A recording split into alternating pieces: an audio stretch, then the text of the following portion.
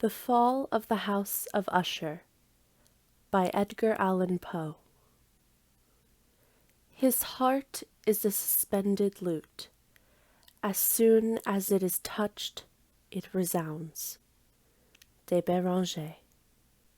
During the whole of a dull, dark, and soundless day in the autumn of the year, when the clouds hung oppressively low in the heavens, I had been passing alone on horseback through a singularly dreary tract of country, and at length found myself, as the shades of the evening drew on, within view of the melancholy house of Usher. I know not how it was, but with the first glimpse of the building a sense of insufferable gloom pervaded my spirit. I say insufferable, for the feeling was unrelieved by any of that half-pleasurable, because poetic sentiment with which the mind usually receives even the sternest natural images of the desolate or terrible. I looked upon the scene before me, upon the mere house, and the simple landscape features of the domain, upon the bleak walls, upon the vacant, eye-like windows, upon a few rank sedges, and upon a few white trunks of decayed trees, with an utter depression of soul which I can compare to no earthly sensation more properly than to the after-dream of a reveller upon opium, the bitter lapse into everyday life, the hideous dropping off of the veil. There was an iciness, a sinking, a sickening of the heart, an unredeemed dreariness of thought which no goading of the imagination can torture into aught of the sublime. What was it? I paused to think. What was it that so unnerved me in the contemplation of the house of Usher? It was a mystery all insoluble, nor could I grapple with the shadowy fancies that crowded upon me as I pondered. I was forced to fall back upon the unsatisfactory conclusion that, well, beyond doubt, there are combinations of very simple natural objects which have the power of thus affecting us. Still, the analysis of this power lies among considerations beyond our depth. It was possible, I reflected, that a mere different arrangement of the particulars of the scene, of the details of the picture, would be sufficient to modify or perhaps to annihilate its capacity for sorrowful impression. And, acting upon this idea, I reined my horse to the precipitous brink of a black and lurid tarn that lay in unruffled lustre by the dwelling, and gazed down, but with a shudder even more thrilling than before, upon the remodelled and inverted images of the grey sedge, and the ghastly tree stems, and the vacant, eye-like windows. Nevertheless, in this mansion of gloom, I now proposed myself a sojourn of some weeks. Its proprietor, Roderick Usher, had been one of my boon companions in boyhood, but many years had elapsed since our last meeting. A letter, however, had lately reached me in a distant part of the country, a letter from him, which, in its wildly importunate nature, had admitted of no other than a personal reply. The MS gave evidence of nervous agitation. The writer spoke of acute bodily illness, of a mental disorder which oppressed him, and of an earnest desire to see me as his best, and indeed his only personal friend, with a view of attempting by the cheerfulness of my society some alleviation of his malady. It was the manner in which all this, and much more, was said. It was the apparent heart that went with this request, which allowed me no room for hesitations, and I accordingly obeyed forthwith what I still considered a very singular summons. Although as boys we had been even intimate associates, yet I really knew little of my friend. His reserve had always been excessive and habitual. I was aware, however, that his very ancient family had been noted, time out of mind, for a peculiar sensibility of temperament, displaying itself through the ages in many works of exalted art, and manifested of late in repeated deeds of munificent yet unobtrusive charity, as well as in a passionate devotion to the intricacies, perhaps even more than to the orthodox and easily recognizable beauties, of musical science. I had learned, too, the very remarkable fact that the stem of the Usher race, all time honored as it was, had put forth at no period any enduring branch. In other words, the entire family lay in the direct line of descent, and had always, with very trifling and very temporary variation, so lain. It was this deficiency, I considered, while running over in thought the perfect keeping of the character of the premises with the accredited character of the people, and while speculating upon the possible influence with the one, in the long lapse of centuries, might have exercised upon the other, it was this deficiency, perhaps, of collateral issue, and the consequent undeviating transmission, from sire to son, of the patrimony with the name, which had at length so identified the two as to merge the original title of the estate in the quaint and equivocal appellation of the House of Usher, an appellation which seemed to include, in the minds of the peasantry who used it, both the family and the family mansion. I have said that the sole effect of my somewhat childish experiment, that of looking down within the tarn, had been to deepen the first singular impression. There can be no doubt that the consciousness of the rapid increase of my superstition, for why should I not so term it, served mainly to accelerate the increase itself. Such, I have long known, is the paradoxal law of all sentiments having terror as a basis. And it might have been for this reason only that when I again uplifted my eyes to the house itself from its image in the pool, there grew in my mind a strange fancy, a fancy so ridiculous, indeed, that I but mention it to show the vivid force of the sensations which oppressed me. I had so worked upon my imagination as really to believe that about the whole mansion and domain there hung an atmosphere peculiar to themselves in their immediate vicinity, an atmosphere which had no affinity with the air of heaven, but which had reeked up from the decayed trees, and the grey wall, and the silent tarn, a pestilent and mystic vapour, dull, sluggish, faintly discernible, and leaden-hued. Shaking off from my spirit what must have been a dream, I scanned more narrowly the real aspect of the building. Its principal feature seemed to be that of an excessive antiquity. The discoloration of ages had been great. Minute fungi overspread the whole exterior, hanging in a fine, tangled web work from the eaves. Yet all this was apart from an extraordinary dilapidation. No portion of the masonry had fallen, and there appeared to be a wild inconsistency between its still perfect adaptation of parts and the crumbling condition of the individual stones. In this there was much that reminded me of this spacious totality of old woodwork, which had rotted for long years in some neglected vault, with no disturbance from the breath of external air. Beyond this indication of extensive decay, however, the fabric gave little token of instability. Perhaps the eye of a scrutinizing observer might have discovered a barely perceptible fissure, which, extending from the roof of the building in front, made its way down the wall in a zigzag direction, until it became lost in the sullen waters of the tarn. Noticing these things, I rode over a short causeway to the house. A servant in waiting took my horse, and I entered the Gothic archway of the hall. A valet of healthy step thence conducted me in silence through many dark and intricate passages in my progress to the studio of his master. Much that I encountered on the way contributed, as I know not how, to heighten the vague sentiments of which I had already spoken.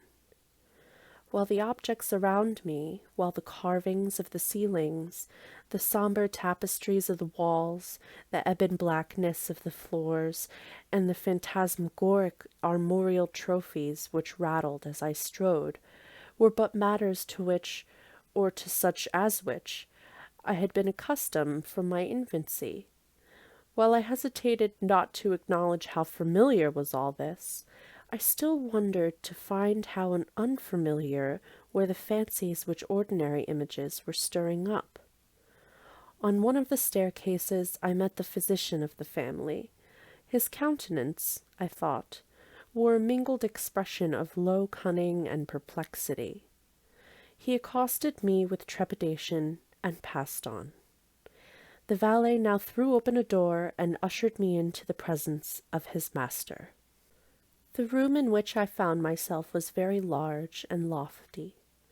The windows were long, narrow, and pointed, and at so vast distance from the black oaken floor as to be altogether inaccessible from within.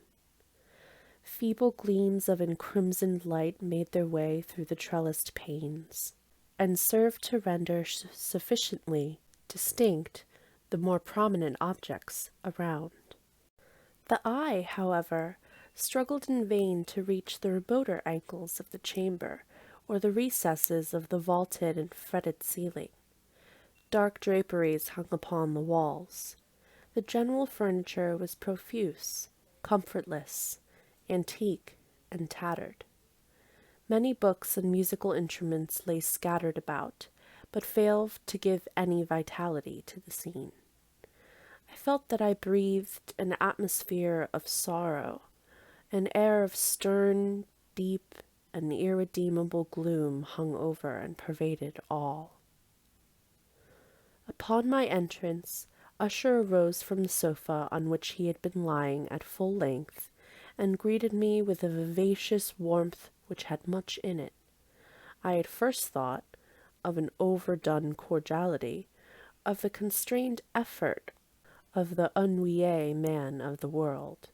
A glance, however, at his countenance convinced me of his perfect sincerity.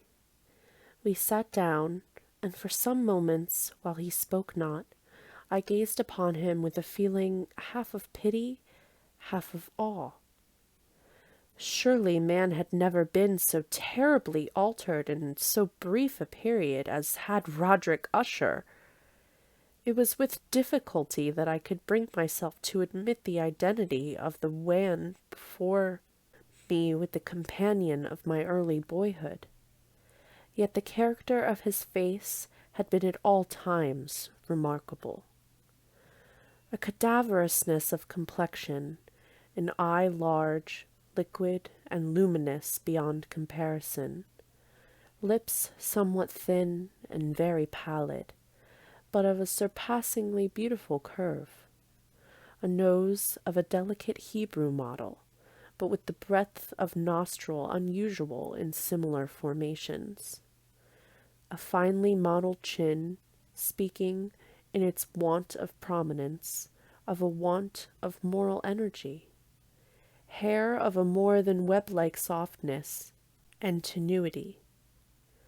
These features, with an inordinate expansion above the regions of the temple, made up altogether a countenance not easily to be forgotten.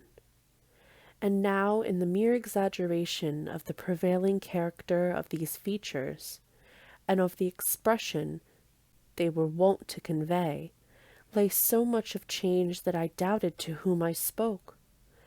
And now ghastly pallor of the skin, and the now miraculous luster of the eye, above all things startled and even awed me.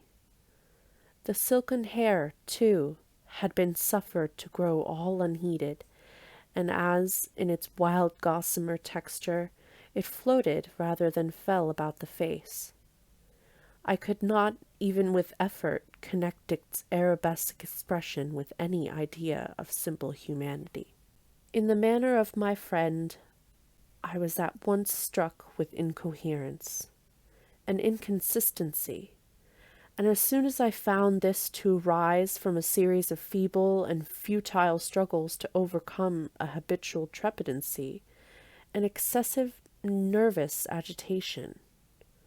For something of this nature I had indeed been prepared, no less by his letter than by reminiscence of certain boyish traits, and by conclusions deduced from his peculiar physical and conformation and temperament. His action was alternatively vivacious and sullen. His voice varied rapidly from a tremulous indecision, when the animal spirits seemed utterly in abeyance, to that species of energetic concision, that abrupt, weighty, unhurried, and hollow-sounding enunciation, that leaden, self-balanced, and perfectly modulated guttural utterance, which may be observed in the lost drunkard or in the irreclaimable eater of opium during the periods of his most intense excitement. It was thus that he spoke of the object of my visit, of his earnest desire to see me, and of the solace he expected me to afford him. He entered, at some length, into what he conceived to be the nature of his malady. It was, he said, a constitutional and a family evil, and one for which he despaired to find a remedy. A mere nervous affection, he immediately added, which would undoubtedly soon pass off. It displayed itself in a host of unnatural sensations. Some of these, as he detailed them, interested and bewildered me, although, perhaps, the terms and the general manner of the narration had their weight. He suffered much from a morbid acuteness of the senses. The most insipid food was alone endurable. He could wear only garments of certain texture. The odors of all flowers were oppressive. His eyes were tortured by even a faint light, and there were but peculiar sounds, and these from stringed instruments, which did not inspire him with horror. To an anomalous species of terror I found him a bounden slave. "I shall perish," said he. "I must perish in this deplorable folly. Thus and not otherwise shall I be lost. I dread the events of the future, not in themselves, but in their results. I shudder at the thought of any, even the most trivial incident, which may operate upon this intolerable agitation of soul. I have, indeed, no abhorrence of danger, except in its absolute effect, in terror. In this unnerved, in this pitiable condition, I feel that the period will sooner or later arrive when I must abandon life and reason altogether, in some struggle with the grim phantasm, fear. I learned, moreover, at intervals, and through broken and equivocal hints, another singular feature of his mental condition. He was enchained by certain superstitious impressions in regard to the dwelling which he tenanted, and whence, for many years, he had never ventured forth.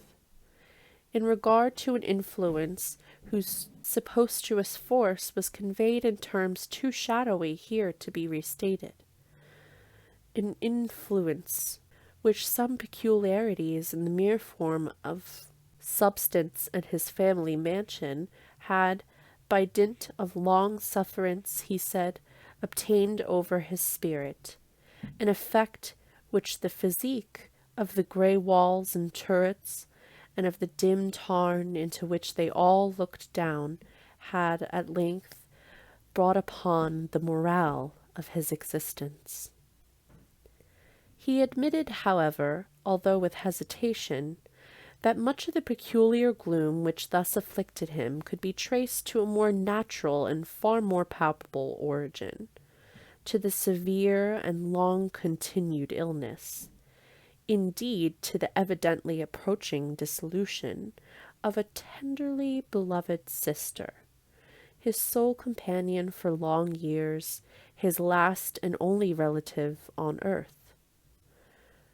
Her decease, he said, with a bitterness which I cannot forget, would leave him the hopeless and frail, the last of the ancient race of the Ushers.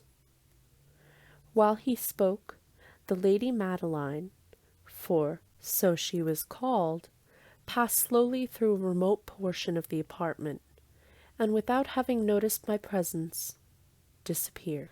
I regarded her with an utter astonishment not unmingled with dread, and yet I found it impossible to account for such feelings. A sensation of stupor oppressed me as my eyes followed her retreating steps. When a door, at length, closed upon her, my glance sought instinctively and eagerly the countenance of the brother, but he had buried his face in his hands, and I could only perceive that a far more than ordinary wanness had been overspread the emaciated fingers through which trickled many passionate tears. The disease of the Lady Madeline had long baffled the skill of her physicians. A settled apathy, a gradual wasting away of the person, a frequent although transient affections of a partially cataleptical character were the unusual diagnosis. Hitherto, she had steadily borne up against the pressure of her malady, and had not betaken herself finally to bed. But, on the closing in the evening of my arrival at the house, she succumbed, as her brother told me at night, with inexpressible agitation, to the prostrating power of the destroyer, and I learned that the glimpse I had obtained of her person would thus probably be the last I should obtain. That the lady, at least while living, would be seen by me no more. For several days ensuing, her name was unmentioned by either Usher or myself, and during this period I was busied in earnest endeavors to alleviate the melancholy of my friend. We painted and read together, or I listened, as if in a dream, to the wild improvisations of his speaking guitar. And thus, as a closer and still closer intimacy admitted me more unreservedly into the recesses of his spirit, the more bitterly did I perceive the futility of all attempt at cheering a mind from which darkness, as if an inherent positive quality, poured forth upon all objects of the moral and physical universe in one unceasing radiation of gloom. I shall ever bear about me a memory of many solemn hours I thus spent alone with the master of the house of Usher. Yet I should fail in any attempt to convey an idea of the exact character of the studies or of the occupations in which he involved me or led me the way. An excited and highly distempered ideality threw a sulphurous luster over all. His long, improvised dirges will ring forever in my ears. Among other things, I hold painfully in mind a certain singular perversion and amplification of the wild air of the last waltz of Von Weber. From the paintings over which his elaborate fancy brooded, and which grew, touch by touch, into vagueness at which I shuddered the more thrillingly, because I shuddered knowing not why. From these paintings, vivid as their images now are before me, I would in vain endeavor to educe more than a small portion which should lie within the compass of merely written words. By the utter simplicity, by the nakedness of his designs, he arrested and overawed intention. If ever mortal painted an idea, that mortal was Roderick Usher. For me at least, in the circumstances then surrounding me, there arose out of the pure abstractions which the hypochondriac contrived to throw upon his canvas, an intensity of intolerable awe, no shadow of which I ever felt yet in the contemplation of the certainly glowing yet too concrete reveries of Fuseli. One of the phantasmagoric conception of my friend, partaking not so rigidly of the spirit of abstraction, may be shadowed forth, although feebly, in words. A small picture presented the interior of an immensely long and rectangular vault or tunnel, with low walls, smooth, white, and without interruption or device. Certain accessory points of the design served well to convey the idea that this excavation lay at the exceeding depth below the surface of the earth. No outlet was observed in any portion of its vast extent, and no church or other artificial source of light was discernible. Yet a flood of intense rays rolled throughout, and bathed the whole in a ghastly and inappropriate splendor. I have just spoken of that morbid condition of the auditory nerve which rendered all music intolerable to suffer, with the exception of certain effects of stringed instruments. It was, perhaps, the narrow limits to which he thus confined himself upon the guitar, which gave birth, in great measure, to the fantastic character of his performances. But the fervid facility of his impromptus could not be so accounted for. They must have been, and were, in the notes, as well as in the words of his wild fantasies, for he not unfrequently accompanied himself with rhymed verbal improvisations. The result of that intense mental collectedness and concentration to which I have previously alluded, and observable only in particular moments of the highest artificial excitement. The words of one of these rhapsodies I have easily remembered. I was, perhaps, the more forcibly impressed with it, as he gave it, because, in under or mystic current of its meaning, I fancied that I perceived, and for the first time, a full consciousness of the part of Usher, of the tottering of his lofty reason upon her throne. The verses, which were entitled The Haunted Place, ran very nearly, if not accurately, thus. In the greenest of our valleys, by good angels tenanted, once a fair and stately palace, radiant palace, reared its head. In the monarch thought's dominion it stood there. Never seraph spread opinion over fabric half so fair. Banners yellow, glorious, golden, on its roof did float and flow.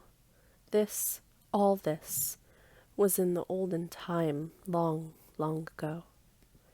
And every gentle air that dallied, in that sweet day, along the ramparts, plumed and pallid, a winged odor went away.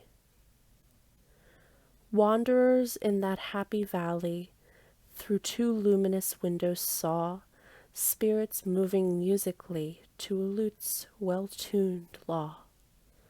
Round about a throne, where sitting in state his glory, well befitting, the ruler of the realm was seen. And all with pearl and ruby glowing was the fair palace door, through which came flowing, flowing, flowing, and sparkling evermore a troop of echoes, whose sweet duty was but to sing, in voices of surpassing beauty, the wit and wisdom of their king.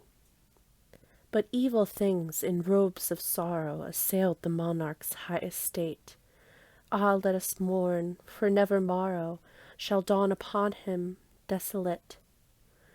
And round about his home, the glory that blushed and bloomed is but a dim remembered story of the old time entombed. And travelers now within that valley, through the red-litten windows, see vast forms that move fantastically to a discordant melody, while, like a rapid ghastly river, through the pale door, a hideous throng rush out forever, and laugh, but smile no more. I well remember that suggestions arising from this ballad led us into a train of thought wherein there became manifest an opinion of Usher's, which I mention not so much on account of its novelty, for other men have thought thus, as on account of its pertinacity with which he maintained it. This opinion, in its general form, was that of a sentence of all vegetable things. But, in his disordered fancy, the idea had assumed a more daring character, and trespassed, under certain conditions, upon the kingdom of inorganization. I lack words to express the full extent or the earnest abandon of his persuasion. The belief, however, was connected, as I have previously hinted, with the grey stones of the house of his forefathers. The conditions of the sentience had been here, he imagined, fulfilled in the method of collocation of these stones, in the order of their arrangement, as well as in that of the many fungi which overspread them, and of the decayed trees which stood around. Above all, in the long undisturbed endurance of this arrangement, and in its reduplication in the still waters of the tarn. Its evidence, the evidence of the sentience, was to be seen, he said, and here I started as he spoke, in the gradual yet certain condensation of an atmosphere of their own about the waters and the walls. The result was discoverable, he added, in that silent yet importunate and terrible influence which for centuries had moulded the destinies of his family, and which made him what I now saw him, what he was.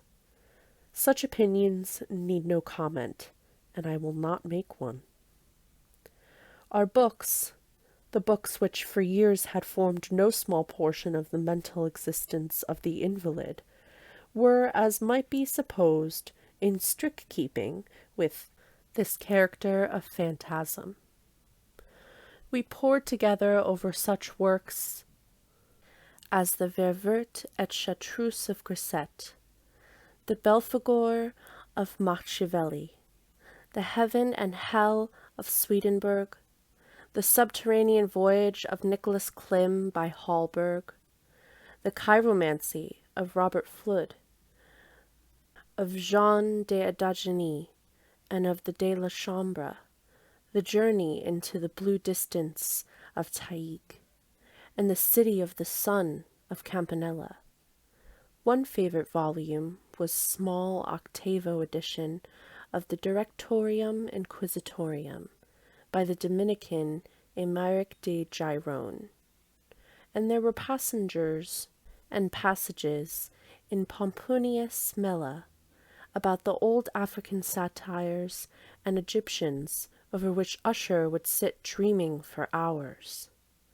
His chief delight, however, was found in the perusal of an exceedingly rare and curious book in quarto Gothic, the Manual of the Forgotten Church, the Vigile Motorum Secundum Coram Ecclesiae Magunite. I could not help thinking of the wild ritual of this work, and of its probable influence upon the hypochondriac, when one evening, having informed me abruptly that the Lady Madeline was no more, he stated his intention of preserving her corpse for a fortnight, previously to its final interment, in one of the numerous vaults within the main walls of the building. The worldly reason, however, assigned for this singular proceeding, was one which I did not feel at liberty to dispute. The brother had been led to his resolution, so he told me, by consideration of the unusual character of the malady of the deceased, of certain obtrusive and eager inquiries on the part of her medical men, and of the remote and exposed situation of the burial ground of the family. I will not deny that when I called to mind the sinister countenance of the person whom I met upon the staircase, On the day of my arrival at the house, I had no desire to oppose what I regarded as at best but a harmless and by no means an unnatural precaution. As the request of Usher, I personally aided him in the arrangements for the temporary entombment. The body having been encoffined, we two alone bore it to its rest. The vault in which we placed, and in which we had been so long unopened, that our torches, half smothered in its oppressive atmosphere, gave us little opportunity for investigation, was small, damp, and entirely without means of admission for light, lying at great depth immediately beneath that portion of the building in which was my own sleeping apartment. It had been used, apparently, in remote feudal times, for the worst purpose of the donjon keep, and in later days as a place of deposit for powder, or some other highly combustible substance, as a portion of its floor, and the whole interior of a long archway through which we reached it, were carefully sheathed with copper. The door, of massive iron, had been also similarly protected. Its immense weight caused an unusually sharp grating sound as it moved upon its hinges. Having deposited our mournful burden upon trestles within its region of horror, we partially turned aside and yet unscrewed lid of the coffin, and looked upon the face of the tenant. A striking similitude between the brother and the sister now first arrested my attention, and Usher, divining perhaps my thoughts, murmured out some few words from which I learned that the deceased and himself had been twins, and that sympathies of a scarcely intelligible nature had always existed between them. Our glances, however, rested not long upon the dead, for we could not regard her unwaned. This disease, which had thus entombed the lady in the maturity of youth, had left, as unusual in all maladies and strictly cataleptical character, the mockery of a faint blush upon the bosom and the face, and that suspiciously lingering smile upon the lip which is so terrible in death. We were placed and screwed down the lid, and having secured the door of iron, made our way, with toil, into the scarcely less gloomy apartments of the upper portion of the house. And now, some days of bitter grief having elapsed, an observable change came over the features of the mental disorder of my friend. His ordinary manner had vanished. His ordinary occupations were neglected or forgotten.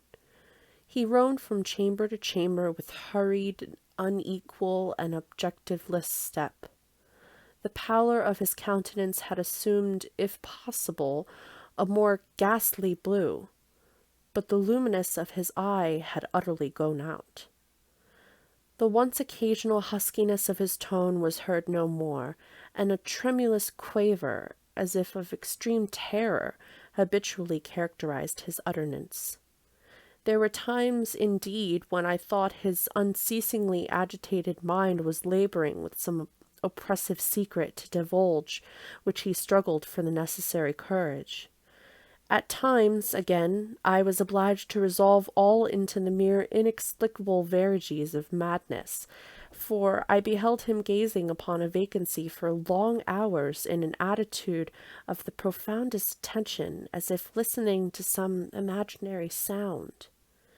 It was no wonder that his condition terrified, that infected me. I felt creeping upon me by slow yet certain degrees the wild influences of his own fantastic yet impressive superstitions. It was, especially upon retiring to bed late in the night of the 7th or 8th day, after the placing of the Lady Madeline within the donjon, that I experienced the full power of such feelings. Sleep came not near my couch. While the hours waned and waned away, I struggled to reason off the nervousness which had dominion over me. I endeavored to believe that much, if not all of what I felt, was due to the bewildering influence of the gloomy furniture in the room, of the dark and tattered draperies which, tortured into motion by the breath of a rising tempest, swayed fitfully to and fro upon the walls, and rustled uneasily about the decorations of the bed. But my efforts were fruitless. An irresponsible tremor gradually pervaded my frame, and at length there sat upon my very heart an incubus of utterly causeless alarm. Shaking this off with a grasp and a struggle, I uplifted myself upon the pillows, and peering earnestly within the intense darkness of the chamber, hearkened, I know not why, except that an instinctive spirit prompted me, to certain low and indefinite sounds which came, through the pauses of the storm, at long intervals, I knew not whence. Overpowered by an intense sentiment of horror, unaccountable yet unendurable, I threw my clothes with haste, for I felt that I should sleep no more during the night, and endeavored to arouse myself from the pitiable condition into which I had fallen by pacing rapidly to and fro through the apartment. I had taken but few turns in this manner when a light step of an adjoining staircase arrested my attention. I presently recognized it as that of Usher. In an instant afterward he rapped, with a gentle touch, at my door, and entered, bearing a lamp. His countenance was, as usual, cadaverously wan, but moreover there was a species of mad hilarity in his eyes, an evidently restrained hysteria in his whole demeanor. His air appalled me, but anything was preferable to the solitude which I had so long endured, and I even welcomed his presence as a relief. "And you have not seen it?" he said abruptly, after having stared about him for some moments in silence. "You have not then seen it? But stay, you shall." Thus speaking, and having carefully shaded his lamp, he hurried to one of the casements, and threw it freely open to the storm. The impetuous fury of the entering gust nearly lifted us from our feet. It was, indeed, a tempestuous yet sternly beautiful night, and one wildly singular in its terror and its beauty. A whirlwind had apparently collected its force in our vicinity, for there were frequent and violent alterations in the direction of the wind, and the exceeding density of the clouds, which hung so low as to press upon the turrets of the house, did not prevent our perceiving the lifelike velocity with which they flew, careening from all points against each other, without passing away into the distance. I say that even their exceeding density did not prevent our perceiving this, yet we had no glimpse of the moon or stars, nor were there any flashing forth of the lightning. But the under surfaces of the huge masses of agitated vapor, as well as terrestrial objects immediately around us, were glowing in an unnatural light of faintly luminous and distinctly visible gaseous exhalation which hung about and enshrouded the mansion. You shall not behold this," said I, shudderingly, to Usher, as I led him with a gentle violence from the window to the seat. "These appearances which bewilder you are merely electrical phenomena, not uncommon, or it may be that they have their ghastly origin in the rank miasma of the tarn. Let us close this casement. The air is chilling and dangerous for your frame. Here is one of your favorite romances. I will read, and you shall listen, and so we will pass away this terrible night altogether." The antique volume which I had taken up was The Mad Tryst of Sir Launcelot Canning, but I had called it a favorite of Usher's more in sad jest than in earnest, for, in truth, there was little in its uncouth and unimaginative proximity which could have interest for the lofty and spiritual ideality of my friend. It was, however, the only book immediately at hand, and I indulged a vague hope that the excitement which now agitated the hypochondriac might find relief, for the history of mental disorder is full of similar anomalies, even in the extremeness of the folly which I should read. Could I have judged, indeed, by the wild, overstrained air of vivacity with which he hearkened, or apparently hearkened, to the words of the tale, I might well have congratulated myself upon the success of my design. I had arrived at that well-known portion of the story where Ethelred, the hero of the tryst, having sought in vain for peaceful admission to the dwelling of the hermit, proceeds to make a good on entrance by force. Here, it will be remembered, the words of the narrative run thus. And Ethelred, who was by nature of a doughty heart, and who was now mighty withal on account of the powerfulness of the wine which he had drunken, waited no longer to hold the parley with his hermit, who, in sooth, was of an obstinate and merciful turn, but, feeling the rain upon his shoulders, and fearing the rising of the tempest, uplifted his mace outright, and, with blows, made quickly room in the plankings of the door for his gauntleted hand.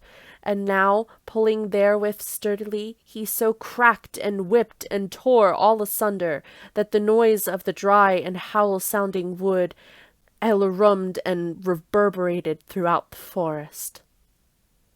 At the termination of this sentence, I started, and for a moment paused, for it appeared to me, although I had once concluded that my very excited fantasy had deceived me, it appeared to me that from some very remote portion of the mansion there came indistinctly to my ears what might have been, in its exact similarity of the character, the echo, but a stifled one, and a dull one, certainly, of the very cracking and ripping sound which Sir Launcelot has so particularly described. It was, beyond doubt, the coincidence alone which had arrested my attention, for, amid the rattling of the sashes of the casements, and the ordinary commingled noises of the still increasing storm, the sound in itself had nothing, surely, which should have been interested or disturbed by me. I continued the story. But the good champion Ethelred, now entering within the door, was sore enraged and amazed to perceive no signal of the maleficent hermit, but, in the stead thereof, a dragon of scaly and prodigious demeanour, and of fiery tongue, which sate in guard before the palace of gold with a floor of silver, and upon the wall there hung a shield of shining brass, with its legend enwritten, Who entereth herein a conqueror hath been. Who slayed the dragon, the shield he shall win. And Ethelred uplifted his mace and struck upon the head of the dragon, which fell before him and gave up his pesty breath, with a shriek so horrid and harsh, and withal so piercing, that Ethelred had fain to close his ears with his hands against the dreadful noise of it, the like whereof was never before heard. Here again I paused abruptly, and now with a feeling of wild amazement, for there could be no doubt whatever that in this instance I did actually hear, although from what direction it proceeded I found impossible to say, a low, apparently distant, but harsh, protracted, and most unusual screaming or grating sound, the exact counterpart of what my fantasy had already conjured up for the dragon's unnatural shriek as described by the romancer. Oppressed as I certainly was upon the occurrence of this second and most extraordinary coincidence, by 1,000 conflicting sensations in which wonder and extreme terror were predominant, I still retained sufficient presence of mind to avoid exciting, by any observation, the sensitive nervousness of my companion. I was by no means certain that he had noticed the sounds in question, although, assuredly, a strange alteration had during the last few minutes taken place in his demeanour. From a position fronting my own, he had gradually brought round his chair, so as it were to sit with his face to the door of the chamber, and thus I could but partially perceive his features, although I saw that his lips trembled as if he were murmuring inaudibly. His head had dropped upon his breast, yet I knew that he was not asleep from the wide and rigid opening of the eye as I caught a glance of it in profile. The motion of his body, too, was at variance with this idea, for he rocked from side to side with gentle yet constant uniform sway. Having rapidly taken notice of all this, I resumed the narrative of Sir Launcelot, which thus proceeded. And now the champion, having escaped from terrible fury of the dragon, bethinking himself of the brazen shield, and of the breaking of the enchantment which was upon it, removed the carcass from out of the way before him, and approached valorously over the silver pavement of the castle to where the shield was upon the wall, which in sooth tarried not for his full coming, but fell down at his feet upon the silver floor with a mighty, great, and terrible ringing sound. No sooner had these syllables passed my lips than, as if a shield of brass had indeed at the moment fallen heavily upon the floor of silver, I became aware of a distinct, hollow, metallic, and clangorous, yet apparently muffled reverberation. Completely unnerved, I leaped to my feet, but the measured rocking movements of Usher was undisturbed. I rushed to the chair in which he sat. His eyes were bent fixedly before him, and throughout his whole countenance there reigned a stony rigidity. But as I placed my hand upon his shoulder, there came a strong shudder over his whole person. A sickly smile quivered about his lips, and I saw that he spoke in low, hurried, and gibbering murmur, as if unconscious of my presence. Bending closely over him, I at length drank in the hideous import of his words. Not hear it? Yes, I hear it, and I have heard it. Long, many minutes, many hours, many days have I heard it, and yet I dared not. Oh, pity me, risible wretch that I am! I dared not speak. We have put her in a living tomb. Said I not that my senses were acute? I now tell you that I heard her first feeble movements in that hollow coffin. I heard them many days ago, yet I dared not speak. And now, tonight, Ethelred, the breaking of the hermit's door, and the death crying of the dragon, and the clangor of the shield, say rather the rending of her coffin, and the grating of the iron hinges of her prison, and her struggles within the coppered archway of the vault. Oh, whither shall I fly? Will she not be here anon? Is she not hurrying to upbraid me for my haste? Have I not heard her footstep on the stair? Do I not distinguish that heavy and horrible beating of her heart? Madman! Here he sprang furiously to his feet and shrieked out his syllables, as if in effort he were giving up his soul. Madman, I tell you that she now stands without the door! As if in superhuman energy of his utterance there had been found the potency of a spell. The huge antique panels to which the speaker pointed threw slowly back upon the instant their ponderous and ebony jaws. It was the work of the rushing gust, but then without those doors there did stand the lofty and enshrouded figure of the Lady Madeline Usher. There was blood upon her white robes, and the evidence of some bitter struggle upon every portion of her emaciated frame. For a moment she remained trembling, and reeling to and fro upon the threshold, then, with a low, moaning cry, fell heavily inward upon the person of her brother, and in her violent and now final death agonies bore him to the floor a corpse and a victim to the terrors he had anticipated. From the chamber and from that mansion I fled aghast. The storm was still abroad in all its wrath, and I found myself crossing the old causeway. Suddenly there shot along the path a wild light, and I turned to see whence a gleam so unusual could have issued, for the vast house and its shadows were alone behind me. The radiance was that of the full, setting, and blood-red moon, which now shone vividly through that once barely discernible fissure, of which I had before spoken as extending from the roof of the building in a zigzag direction to the base. While I gazed, this fissure rapidly widened. There came a fierce breath of the whirlwind. The entire orb of the satellite burst at once upon my sight. My brain reeled as I saw the mighty walls rushing asunder.